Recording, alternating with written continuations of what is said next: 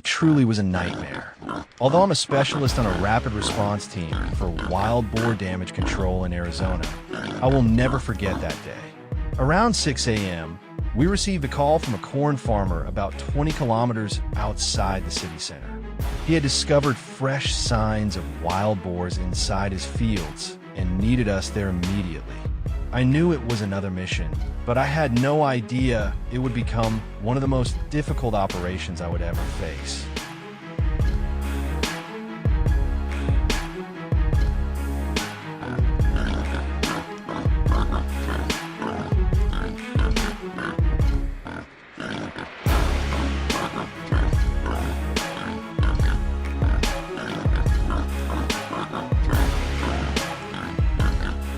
After examining the tracks and damage left behind, I initially decided to deploy a small drop door trap, a single steel frame cage measuring approximately 1.2 m x 2 m. It's suitable when dealing with a small group of 2 to 3 animals. For bait, we place fermented corn mixed with grains and molasses inside.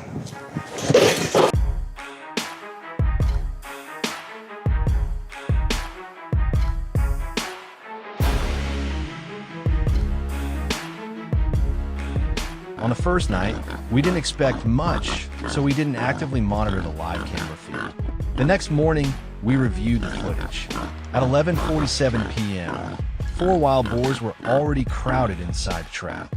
Each was about 1 meter long and weighed roughly 50 kilograms. Instead of feeling relieved, I felt uneasy. For animals in a small trap wasn't good news. It meant they were extremely hungry. And if 4 had shown up, there were certainly more nearby.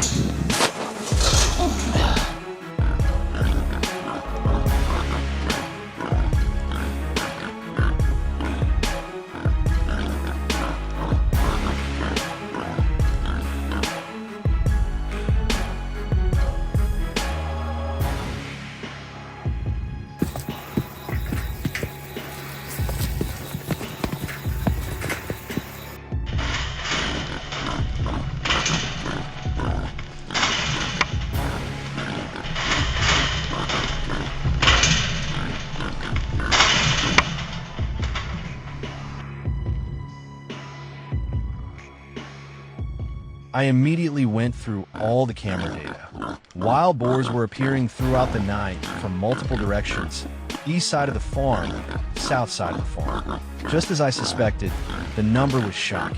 They moved near the property as if it were their own territory, feeding freely, roaming confidently, and disappearing before sunrise. That's when I realized my first mistake.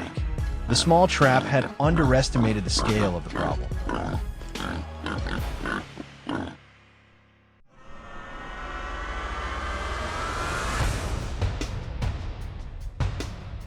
The next day, I switched tactics.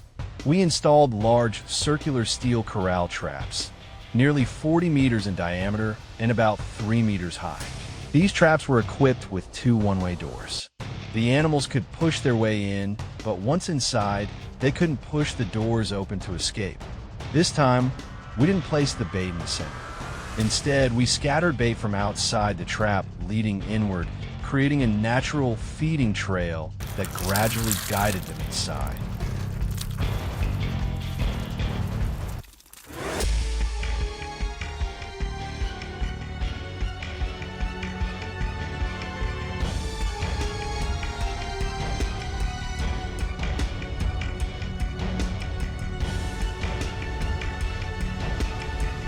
Then we waited.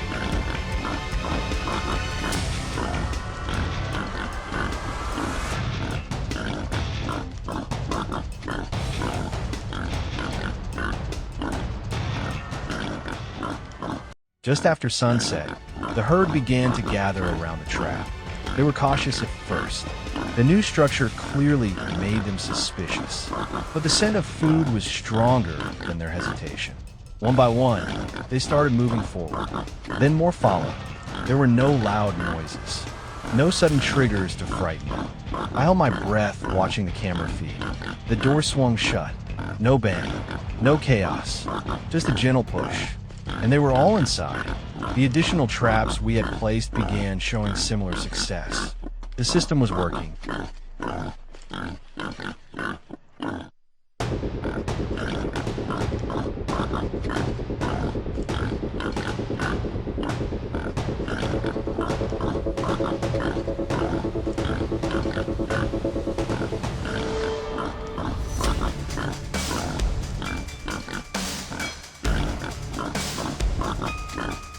5:40 a.m. I arrived at the farm before sunrise, with fog still hanging low over the fields. From a distance, I heard metal clank, heavy breathing, rapid hoof movement. As I approached, I saw them. Dozens of wild boars packed tightly inside the steel enclosure. They were panicked.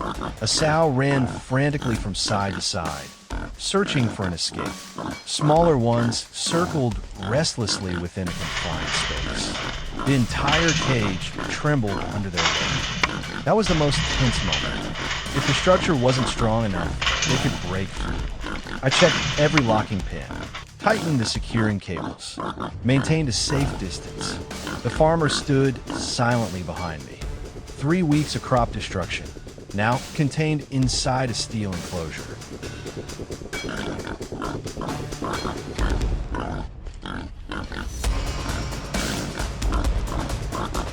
Once the situation was under control, the transport phase was carried out quickly and in an organized manner, minimizing aggressive contact and maintaining a steady handling rhythm helped reduce stress on the animals.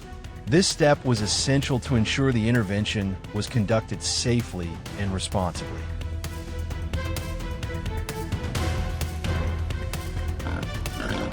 Effective control measures are not based on force. They're based on understanding animal behavior. In wildlife management, the best outcomes come from patience, observation, and responsible intervention. The goal is always to minimize risk for both people and the surrounding ecosystem.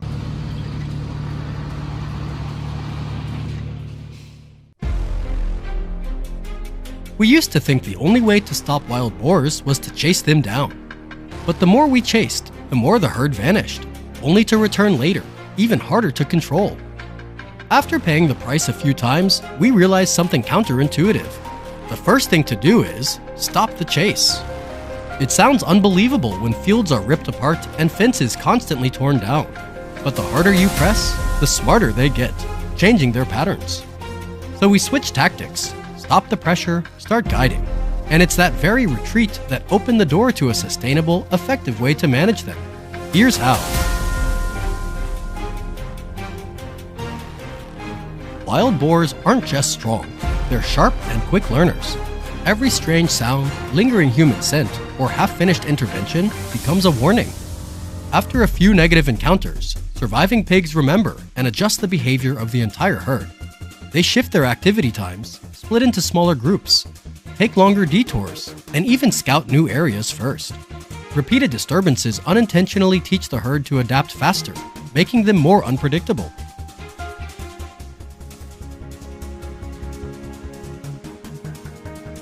We realized, to truly solve the problem, the herd must feel the environment has returned to normal. Only then will their natural behavior show itself. From the moment we stopped the chase, the real work began.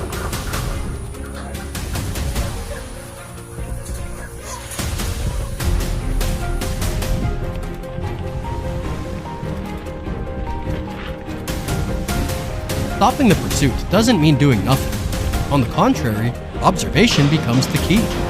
Newly turned soil, deepened trails along the forest edge, gaps between tree clusters, all indicate fixed routes the herd must take. No matter how cautious they are, habits still dictate their movements. These natural gateways force the pigs to pass through. Once these paths are mapped, all that's left is to place control systems in the right spots and wait patiently.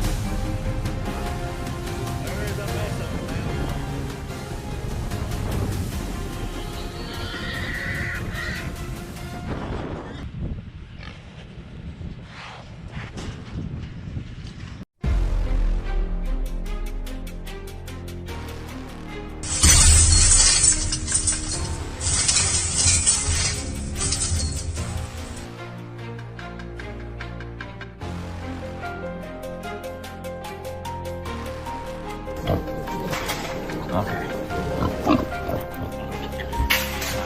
That's good. It's got a little bloody nose.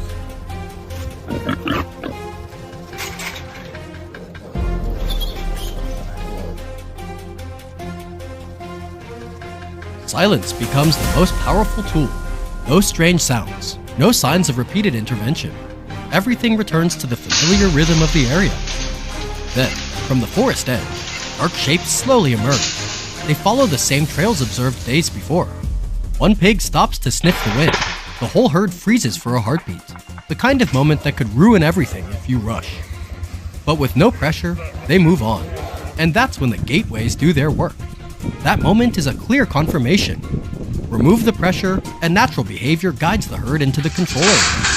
Every control system is triggered at the right time. Everything unfolds orderly, precisely, exactly as planned.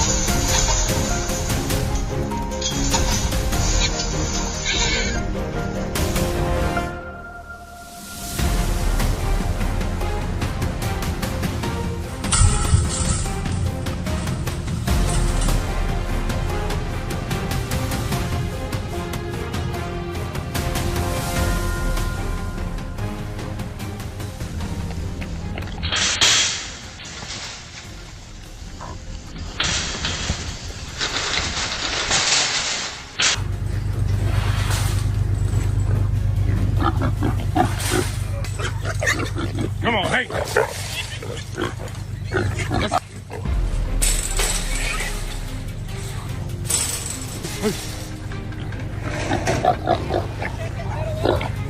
Not yet.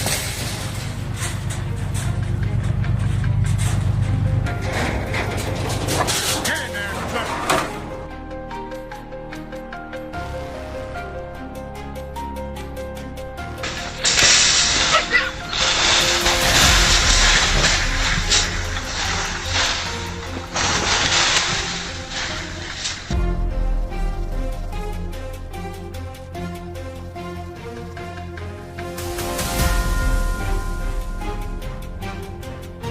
Get on. Hey, hey. Hey.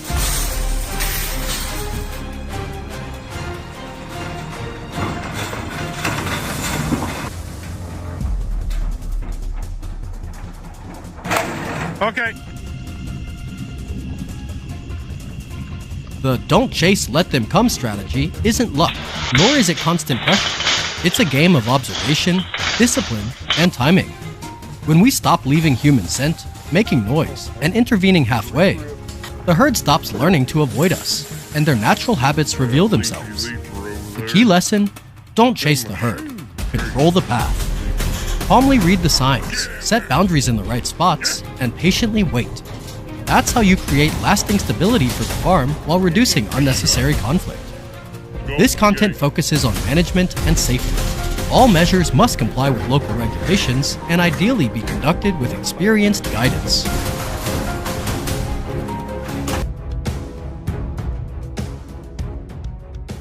Rising tension when wild boars force urgent action. On an ordinary afternoon in a quiet suburban neighborhood in the United States, the calm was suddenly shattered.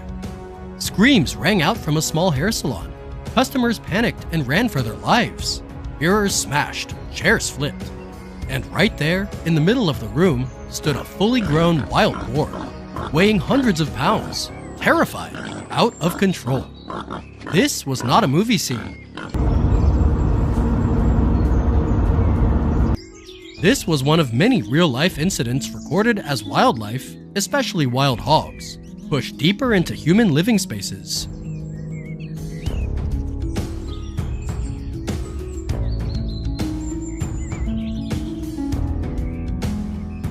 Wild boars are nothing like domestic pigs. A full-grown boar can weigh anywhere from 200 to over 300 pounds. They're fast, highly reactive, and armed with razor-sharp tusks capable of inflicting serious injuries. When panicked or cornered, they can become extremely dangerous. Beyond the direct threat to human safety, wild hogs destroy crops, cause traffic accidents, and carry diseases that can spread to livestock and pets.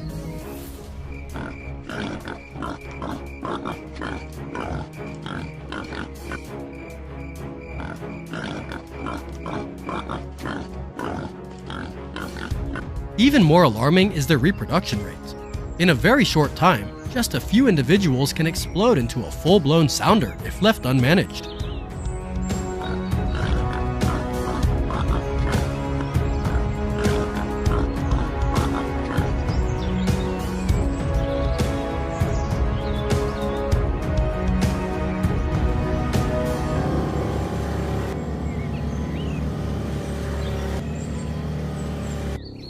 In the past, trapping or removing hogs one at a time was considered a solution. But with today's population size and breeding speed, those methods are proving increasingly ineffective.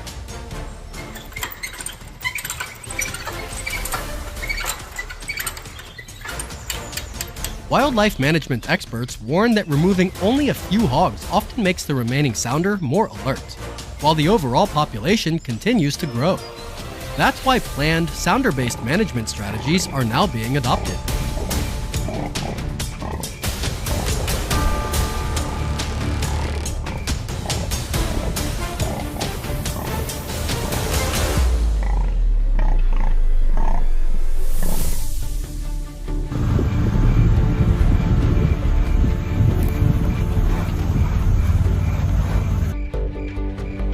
In many regions, modern trapping systems combined with remote camera monitoring are showing clear results.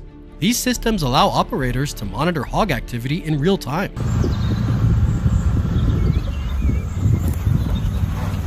Trigger traps only when the entire sounder is inside. Reduce risk to people. Minimize chaos and unnecessary stress. In Texas, one of the hardest hit states, entire sounders have been captured in a single operation, breaking the reproductive cycle before it can restart. Many landowners and wildlife specialists agree. When done correctly, wild hog control does not require reckless or dangerous measures. Boarbuster is one of the systems used across the US as a sounder management solution.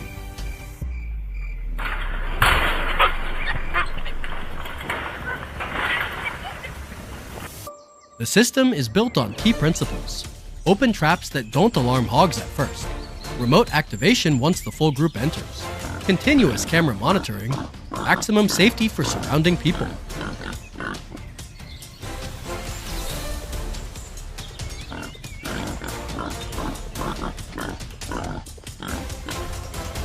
This point matters most. Wild hog control is not about sport hunting or violence. It's about protecting people, property, and ecological balance.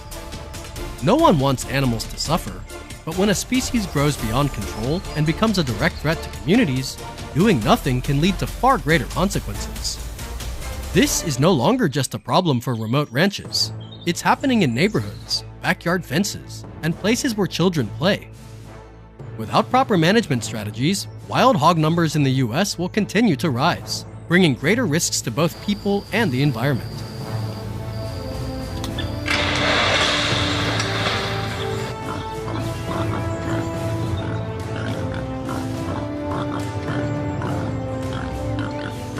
Yet, there is hope.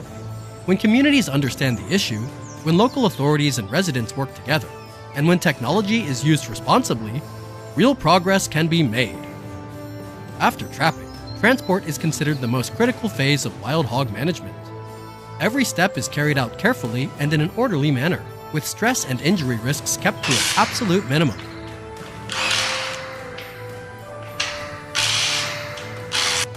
Each hog is guided into reinforced transport crates designed for maximum safety. Every movement is planned, deliberate, and calm, avoiding panic and injury.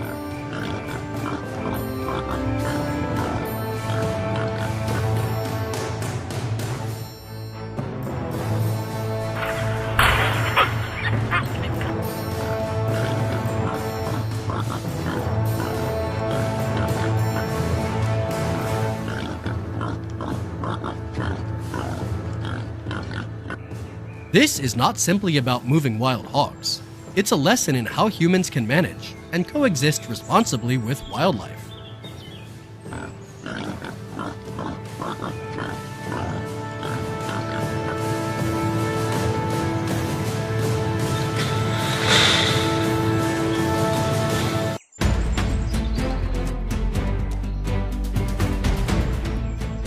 From sudden suburban encounters to responsible management efforts in states like Texas, one message becomes clear. Wild hog management is no longer optional. It is essential for community safety. The actions we take today will determine how safe our environment is tomorrow.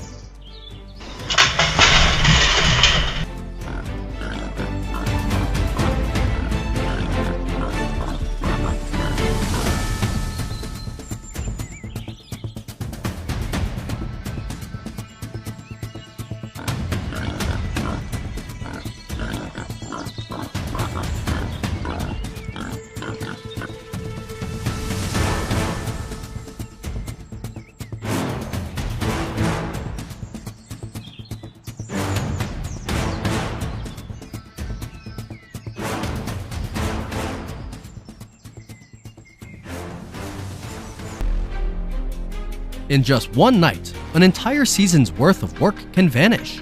Not because of weather, not because of pests, but because a sounder of wild hogs has decided this land is worth coming back to every single night. For a small farm, a season's harvest can be worth hundreds of thousands of dollars. And what's lost isn't just crops, it's the rhythm of a family's life. Once hogs mark a place as a safe food source, the question is no longer if damage will happen, but who takes back control first? Stick with us. We'll show you how that answer unfolds. It starts small, a few patches of torn up soil, broken rows, flattened plants. Then the tracks show up, same time, every night. Wild hogs don't move randomly. They return along familiar routes, stop at a distance, observe, and only move in once the area feels safe. If action isn't taken early, recovery costs will always exceed the cost of initial control, and the longer it goes on, the smarter the sounder gets.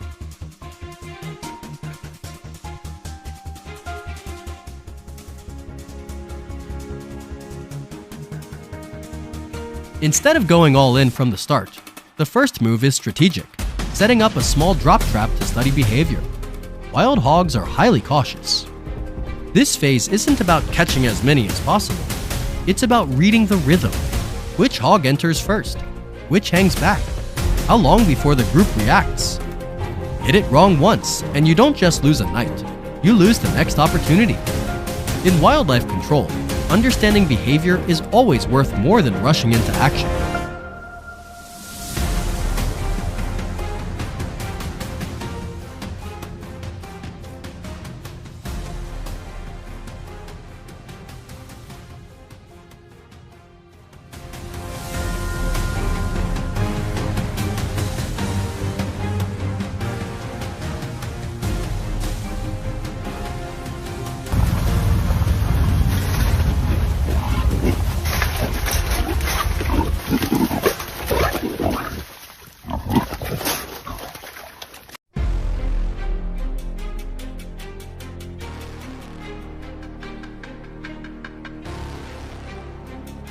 Once herd behavior becomes clear, leaving the same setup too long allows the trap to be recognized, so the strategy evolves. The drop height is increased, the trigger time is shortened, the herd's reaction window is cut to a minimum. An elevated drop trap doesn't need to be more complicated, it just needs to be precise at the moment that matters. In areas where this method is applied, results are usually immediate. The herd has less time to scatter. Group instinct works against them. Multiple animals are held at once, and damage is stopped right at the hotspot. This is what happens when the timing and the method are right.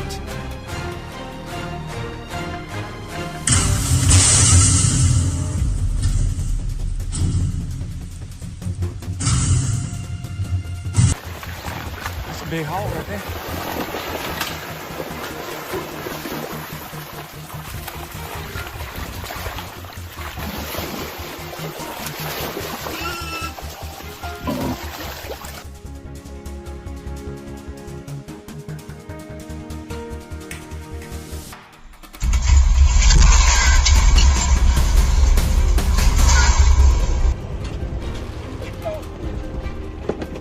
that would be the boar. Oh shit, grab the gun.